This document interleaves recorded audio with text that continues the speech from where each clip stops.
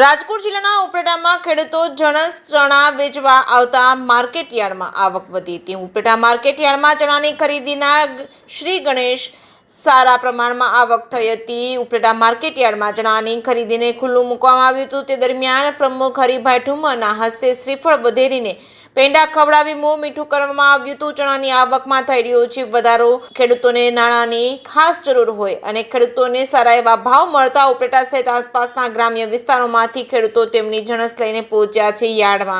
યાર્ડમાં ભાવ મળી રહ્યો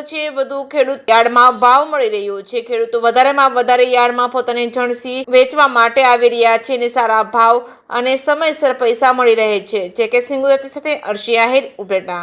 અનિલ સુતરિયા આપણે ઉપલેટા એપીએમસી માર્કેટયાર્ડના ગેટ નંબર 2 ઉપર આજથી સરકારના ટેકાના ભાવે પીએસએસ યોજના અંતર્ગત આજથી ચણાની ખરીદી શરૂ કરવામાં આવેલ છે અને કુલ ઉપલેટા તાલુકાનું રજીસ્ટ્રેશન 3370 જેવું સમથિંગ છે અને અમારી એવી ધારણા છે કે વધીને 1.5 મહિનામાં બધા ખેડૂતોને પૂરા કરી દેવા છે અને સરકારશ્રીએ જે લિમિટ આપી છે કે એક ખેડૂત દીઠ વધારે 90 મણ ચણા લેવામાં આવશે અને જે નાનું ખાતું હશે એ પ્રમાણે થોડા ઓછા આવશે।